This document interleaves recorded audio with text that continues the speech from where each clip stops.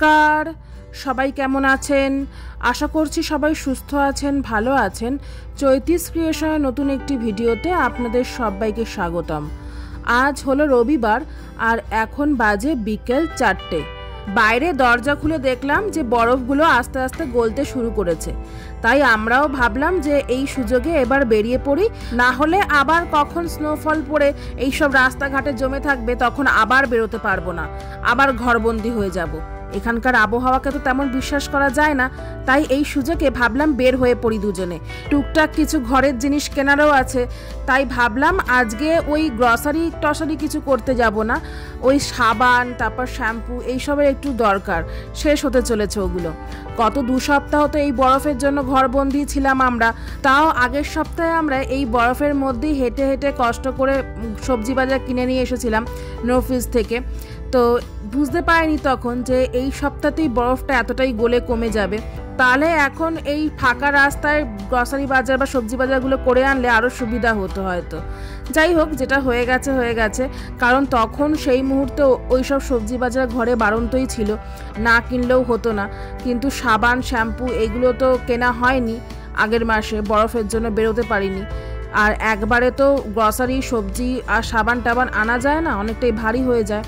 তাই আজকে বেরিয়ে পড়েছি আমাদের ওই প্রসাধনী সামগ্রী, মানে ওই সাবান শ্যাম্পু এইসব আনার জন্য। আর আজকে একটা অন্যরকম সমস্যা ছিল রাস্তায়, সেটা হচ্ছে বরফ নয়, কিন্তু বরফগুলো গলে গলে রাস্তায় না পুরো জল জমেছিল, আর সেগুলোতে পা পড়লেই ছিটকে ছিটকে আসছিল। যেমন হচ্ছে আমাদের দেশে বৃষ্টি পড়লে রাস্তায় জল জমে থাকে, ঠিক সেরকমটি আজকে মনে হচ্ছিল রাস্তায় হাঁটতে হাঁটতে। আর পাশ থেকে গাড়িগুলো যখন যাচ্ছিল অনেক সময় জল ছিটকে আসছিল, ঠিক তখন মনে হচ্ছিল এ যেন দেশেই আছি আমি। আজকে আমরা চলে এসেছিলাম আমাদের বাড়ি থেকে একদমই কাছাকাছি একটা দোকানে, সেটা হচ্ছে ডলারামাতে। এখানে এসে ফার্স্টেই এই সেকশনটাতে আমি ঢুকে পড়েছি, যেখানে হচ্ছে হাতা খুন্তি ছুরি কাঁচি কাটার এইসব বিক্রি হচ্ছে। তো আমার একটা মূলত হাতা নেওয়ার ইচ্ছা ছিল, কারণ বাড়িতে না আমার একটাই হাতা, সেটা হচ্ছে ইন্ডিয়া থেকে আসার সময় নিয়ে এসেছিলাম।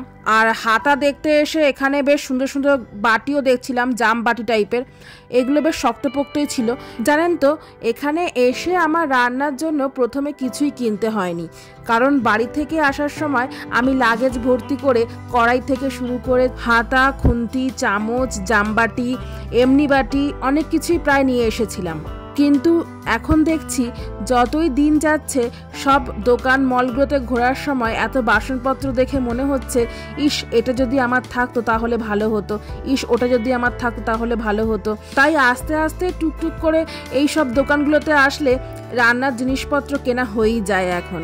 প্রথম যখন দেশ থেকে আমাদের দেশে আসার জন্য লাগেজ গোছাচ্ছিলাম, তখন মনে হয়েছিল সব কিছুই প্রায় এখান থেকেই কিনে নিয়ে তারপরে ওই দেশে যাব। তাই জন্য এক ব্যাগ ভর্তি সব কিছু, মানে বাসনপত্র থেকে শুরু করে মশলাপাতি সব কিছুই প্রায় নিয়ে আসা হয়েছে। কিন্তু এখানে এসে কিছুদিন যেতে না যেতেই মনে হচ্ছে ওইগুলোতে যেন কম পড়ে যাচ্ছে। এখানে সব জিনিসপত্র দেখে মনে হচ্ছে এই জিনিসগুলোই এখন আমার লাগবে। এমন অনেক জিনিসও আছে আবার যেটা ওই দেশ থেকে নিয়ে এসেছি হয়তো, কিন্তু এখনও ইউজ করা হয়নি, সেই নতুন অবস্থাতেই ব্যাগে পড়ে আছে। যেহেতু এখানে এসে ওর পরিবর্তে আরও উন্নত কোনো জিনিস দেখতে পেয়ে গেছি, ওটা কিনে নিয়ে গিয়ে বাড়িতে ওটা দিয়েই কাজ চালাচ্ছি, এরকমও ব্যাপার হয়েছে।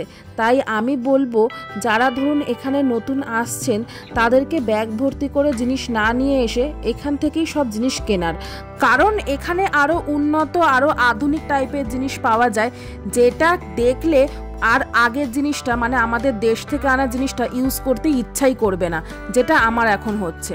এবার বাসনপত্র দেখা হয়ে যাওয়ার পর চলে এলাম ওই বাথরুম বেসিন পরিষ্কার করার জন্য ওই ব্রাশগুলো দেখতে।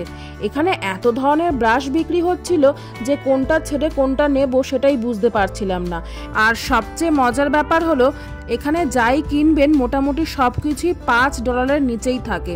এখানে যে বাসন মাজা স্কচ ব্রাইটগুলো কিনতে পাওয়া যাচ্ছিল, এগুলো ছিল একটা প্যাকেটে 10টা করে, আর দাম ছিল $1.50 করে, মানে 90 টাকা।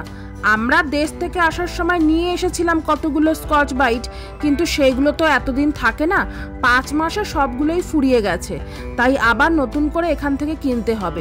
তাই আজ ভেবেছি এই সবই কেনাকাটি করব। আর দেখুন, এক একটা বাসন মাজার জন্য এক এক রকমের স্কচ ব্রাইট। আমরা তো দেশের মানুষ, আমরা একটা স্কচ ব্রাইট দিয়েই সব বাসন মাজি, আর একটা জালি থাকে ওই পোড়া বাসনগুলো মাজার জন্য। কিন্তু এখানে তা নয়, এক একটা বাসনের জন্য এক একটা স্কচ ব্রাইট। যেমন প্রেসার কুকার মাজার জন্য আলাদা স্কচ ব্রাইট, হাতা খুন্তির জন্য আলাদা, কড়াইয়ের জন্য আলাদা, চামচের জন্য আলাদা, এরকম আলাদা আলাদাভাবেই বিক্রি হচ্ছিল। আর প্রত্যেকটা স্কচ ব্রাইটের ওপর যে যে বাসন মাজতে ওই স্কচ ব্রাইটটা ইউজ করা হচ্ছে তার ছবিও ওই স্কচ ব্রাইটের প্যাকেটের ওপর দেওয়া ছিল। ওটা দেখেই বুঝে নিতে হবে কোনটার জন্য কোনটা ইউজ করতে হবে। আবার আমাদের মধ্যে অনেকেই আছি আমরা যারা হাত দিয়ে বাসন মাজতে পছন্দ করি না, তাদের জন্য আবার দেখুন এরকম স্ট্যান্ড দিয়ে স্কচ ব্রাইটগুলো দেওয়া আছে। এই যে এই স্ট্যান্ডগুলো হাতে ধরে তারপর স্কচ ব্রাইটের মুখটা দিয়ে বাসনগুলোর ওপর ঘষলেই বাসনগুলো ঝকঝকে পরিষ্কার হয়ে যাবে। দেখুন কত ধরনের সুবিধা এখানে আছে। এখানে এইসব উন্নত চিন্তা ভাবনার জিনিসগুলোকে দেখলেই মনে হয় যে বাড়ি থেকে যেগুলো এনেছি সেগুলো আর ইউজ করব না, এইগুলোই কিনে নিয়ে যাই, এইগুলো দিয়েই বাসনপত্র পরিষ্কার করব। কিন্তু লাভের দিক থেকে দেখলে এই সব স্কচ ব্রাইটের থেকে আবার যেগুলো ওই 10টা একেবারে প্যাকেটের মধ্যে আছে নর্মাল স্কচ ব্রাইট, ওগুলোতেই লাভ বেশি পড়ে। কারণ ওগুলো 10টার যা দাম, এইগুলো একটাই স্ট্যান্ড দিয়ে একটা তাই দাম। তারপর যে জিনিসপত্রগুলো কিনছি সেগুলো রাখার জন্য একটা কার্টও নিয়ে গেলাম এখান থেকে। বাড়ি থেকে বেরোনোর সময় থেকে ভেবে আসছি আজকে বেশি কিছু বাজার করব না, আজকে মলটাকে ভালোভাবে ঘুরবো, ঘুরে ঘুরে দেখবো কোথায় কি বিক্রি হচ্ছে। শুধু সাবান আর শ্যাম্পু কিনে নিয়ে বাড়ি আসবো। ওই হাতে জিনিসপত্রের বোঝা থাকলে ঠিকঠাকভাবে মলগুলোতে না ঘোরা যায় না, ওই একজনের সঙ্গে একজনের ধাক্কা লাগে কার্টগুলোতে, তখন খুব অস্বস্তি হয়। তখন মনে হয় যা যা জিনিসপত্র লাগবে এখন সেগুলোই দেখে কিনে নিয়ে সোজা বিল করে বাড়ি চলে যাই। কিন্তু এখানে আসার পর আজকে এইসব এত জিনিসপত্র দেখার পর মনে হয় যে ইস, এটা নিয়ে গেলেই ভালো হয় বাড়িতে। এই করতে করতে আবার আমাদের সেই কার্ট লাগলো, আবার সেই কার্টের মধ্যে জিনিস ঢুকিয়ে তারপর বিল করতে হবে। তারপর এখানে ওই বেলচা দেখছিলাম নোংরা তোলার জন্য। ঘরের নোংরার যে বেলচাটা ছিল সেটা তো আমার বরফ তুলতে গিয়ে ভেঙেই গেছে, তাই এখন ঘর ঝাঁট দিলে ডাস্টবিনে নোংরা তুলতে খুব অসুবিধা হচ্ছে, তাই জন্য একটা বেলচাও সঙ্গে করে নিয়ে যাচ্ছি। আর দেখুন এখানে বেলচারও কত ধরনের ভ্যারাইটি। একটা বেলচা পছন্দ করতে গিয়েই আমার 20 মিনিট টাইম লেগে গেছে। প্লাস্টিকের বেলচা, মেটাল, ভাঁজ করা বেলচা, এত ধরনের বেলচা দেখে আমার মাথা ঘুরে গেছে। কোন বেলচাটা নেব এখন সেটাই ভাবছি। তারপর ভাবলাম যেটা আমার আগে ছিল বাড়িতে ওটাই নিয়ে যাওয়া ভালো, কারণ ওটা দিয়ে আমি অনেকবারই ঘরের নোংরা তুলেছি, ওটাতে সুবিধাও আছে। তাই উল্টোপাল্টা কিছু না নিয়ে যেটা আমার আগে ছিল বেলচা, ওই টাইপেরই একটা বেলচা নিয়ে নিলাম। তারপর দেখুন এখানে বাথরুমে শ্যাম্পু রাখার জন্য এই কাচের জারগুলোও বিক্রি হচ্ছিল। দেখতেও কত সুন্দর ছিল না এগুলো বাথরুমে রাখলেও দেখতে খুব ভালো লাগে। ভেবেছিলাম একটা কিনে নিয়ে যাব, তারপরে ভাবলাম না থাক, আজকে অনেক কিছু নেওয়া হচ্ছে, তার মধ্যে চাপাচাপিতে আর এটা নেব না, থাক, পরে এসে এটা আলাদা করে কিনে নিয়ে যাব। এটা কাচের তো, সাবধানে নিয়ে যেতে হবে, সেই ভেবেই আর নিলাম না। তারপর দেখুন এখানে কত সুন্দর সুন্দর টেবিল ল্যাম্প বিক্রি হচ্ছিল। ভাবলাম এটাও একটা কিনে নিই, কারণ অনেক সময় ঘরে লাইট অফ করে দিলে এই সব টেবিলের ওপর জ্বালিয়ে রাখলে বেশ ঘরটা দেখতে ভালোই লাগে। আর পাশে যে বাল্বগুলো দেখতে পাচ্ছেন ওগুলোও কিন্তু টেবিল ল্যাম্প, টেবিলের ওপর ওইভাবে সাজিয়ে রাখলে আলো জ্বলে। আর এখানে দেখলাম হেডফোন বিক্রি হচ্ছিল, তারপরে স্পিকার বিক্রি হচ্ছিল, কিন্তু এইগুলোর না কোয়ালিটি খুব একটা না এখানে ভালো নয়। যেহেতু এই দোকানটাতে 5 ডলারের নিচে সবকিছু বিক্রি হয়, তাই এখান থেকে ইলেকট্রনিক্স জিনিস না কেনাই ভালো। প্রথমত এখানকার ইলেকট্রনিক্স জিনিসগুলো দেখলে মনে হবে যেন আয়রন ম্যানের টেকনোলজি, কিন্তু কাজের সময় একদমই উল্টো।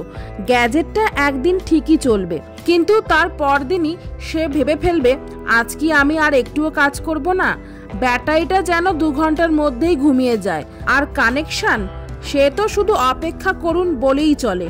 তাই এখানকার ইলেকট্রনিক জিনিসগুলো দামে সস্তা হলেও মানে ভালো নয়। এত কিছু জানা সত্ত্বেও আমরা তারপরে একটা পেন দেখছিলাম, ওই টাচ পেন আর কি। এইগুলোতে না সুবিধা কি বলুন তো, অনেক সময় ট্যাবে ড্রয়িং করার জন্য ওই হাত দিয়ে না ওই ড্রয়িংটা ভালো হয় না। তাই জন্য ভাবলাম আমি ড্রয়িং করতে ভালোবাসি আর ট্যাবের মধ্যে মাঝে মাঝে ড্রয়িং করি, তাই জন্য এই একটা পেন নিলাম ওই ড্রয়িং করার জন্য।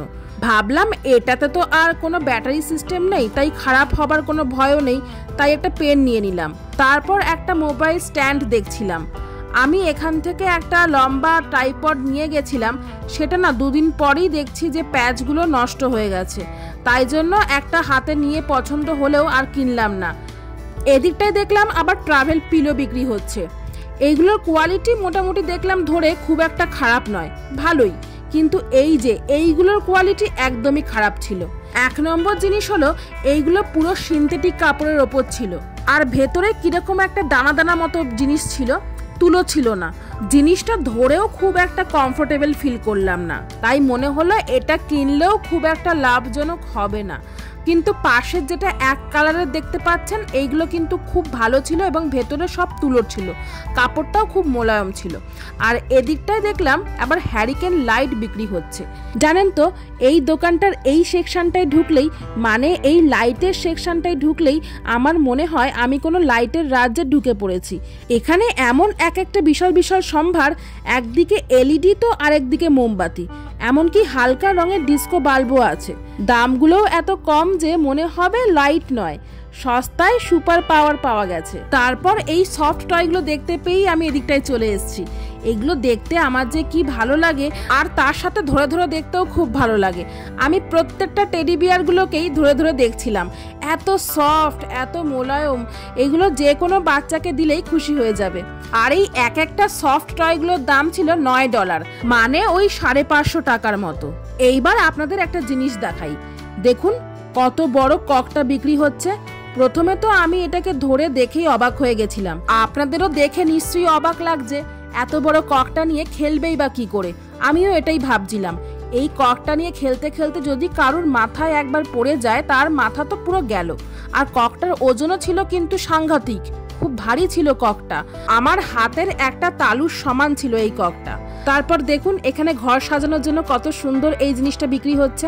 যিনি এই জিনিসটা বানিয়েছেন বলতে হবে তার মাথায় বুদ্ধি আছে, কত সুন্দর চিন্তা ভাবনা। দেখুন পাখির বাসার মধ্যে আবার 3টে ডিমও দেওয়া আছে, পাশে আবার কতগুলো ফুলও সাজানো আছে। জিনিসটা দেখতে অসাধারণ লাগছিল। ওটা দেখতে দেখতেই আমি ওখানে কিছুক্ষণ দাঁড়িয়েছিলাম। এখানে যতবারই এসেছি প্রত্যেকবারই নতুন কোনো না কোনো জিনিস সেখানে দেখতেই পাই ঘর সাজানোর জন্য। এত সুন্দর নতুন আইটেমগুলোকে দেখে না আমি পুরোই অবাক হয়ে মুগ্ধ হয়ে তাকিয়ে থাকি। কি না নেই এখানে, ঘর সাজানোর যাবতীয় জিনিস এই দোকানটায় আসলে খুব ভালো পাওয়া যায়। ঘর সাজানোর জন্যই এই দোকানটা একদমই পারফেক্ট। তারপর চলে এলাম আমাদের মেয়েদের সবচেয়ে দুর্বলতার জায়গাটার দিকে, সেটা হচ্ছে এই যে মেয়েদের সাজার জিনিস, মেয়েদের স্বর্গ। বিভিন্ন রকমের মাথার ক্লিপ, বো, গার্ডার থেকে শুরু করে কানের দুল, গলার হার, কি না নেই এখানে সব কিছুই মোটামুটি সাধ্যের মধ্যেই পাওয়া যাচ্ছিল। এইগুলো সব কিছুরই দাম ছিল ওই $1 থেকে $5 মধ্যে, মানে 60 থেকে 300 টাকার মধ্যে। মাঝে মাঝে যখন আমার মন খারাপ থাকে তখন আমি এই দোকানটাতে চলে আসি এই যে এই সমস্ত জিনিসগুলো দেখার জন্য। এইগুলো দেখলেই আমি জানি না কেন আমার মন আবার ঠিক হয়ে যায়। দেশে থাকলে মন খারাপ হলে গঙ্গার ধারে গিয়ে বসে হাওয়া খেতাম, কিন্তু এখানে তো ব্যাপারটা একটু অন্যরকম। এখানে তো আর গঙ্গা নেই, আর বাইরে বেশিক্ষণ প্রকৃতির মাঝখানে দাঁড়ালে জমে যাওয়ার ভয় থাকে। তাই জন্য এরকম একটা দোকানে ঢুকে পড়ে তারপর হিটারের গরম খেতে খেতে এরকম জিনিস দেখতে দেখতে মন ঠিক হয়ে যায়। শুধু যে এখানে ক্লিপ, গার্ডার আর এই যে গলার হারটার এগুলোই যে বিক্রি হয় এমনটা নয়, এখানে কিন্তু মেকআপ প্যালেটও বিক্রি হয়, লিপস্টিক, মাস্কারা, ফাউন্ডেশন, এইসব সবকিছুই পাওয়া যায়। কিন্তু আমার মতে এই দোকান থেকে লিপস্টিক, মাস্কারা, ফাউন্ডেশন না কেনাই ভালো। যেহেতু এখানে একটু কম দাম, তাই এখানকার প্রোডাক্টের কোয়ালিটি নিয়ে আমার সন্দেহ আছে। তাই আমি এখানে আসলে ওই কানের দুল, গার্ডার, ক্লিপ এগুলোই কিনি। লিপস্টিক, মাস্কারা এই সমস্ত দিকে যাই না, কারণ এইগুলো যেহেতু আমরা আমাদের স্কিনের ওপর অ্যাপ্লাই করি, তাই এইগুলো একটু কোয়ালিটি মেনটেন করা দরকার বলে আমার মনে হয়। আজকের মতো যা যা জিনিস নেওয়ার ছিল মোটামুটি নেওয়া হয়ে গেছে। তো চলুন বাড়িতে গিয়ে দেখাবো যে কি কি জিনিস এখান থেকে কিনলাম আর ওগুলোর দাম কত পড়লো।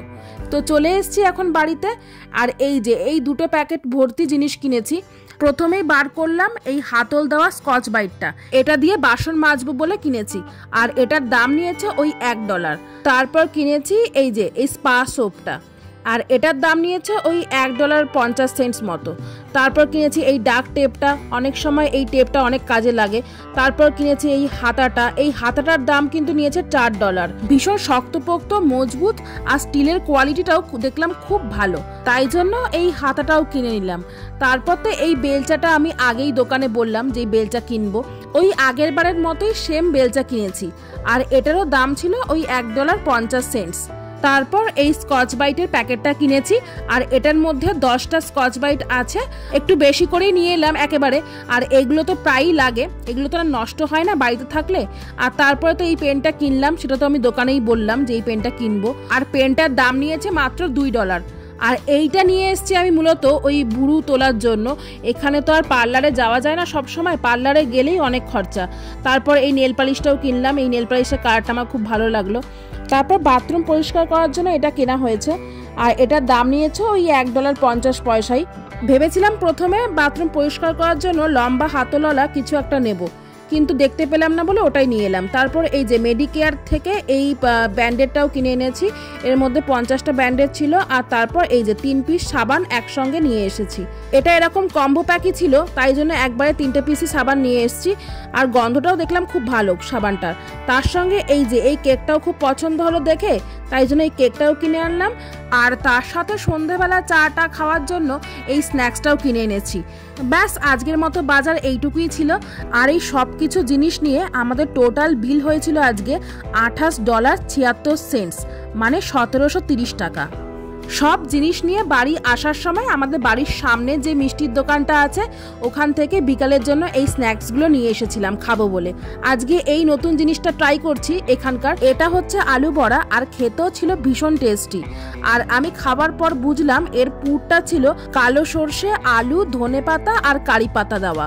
খেতে অসাধারণ ছিল। আলু বড়াটা প্রথমে খাওয়ার পর টেস্টটা এমন জায়গায় চলে গেছিল, তারপরে আর এই সিঙ্গারাটা খেতে ভালোই লাগছিল না।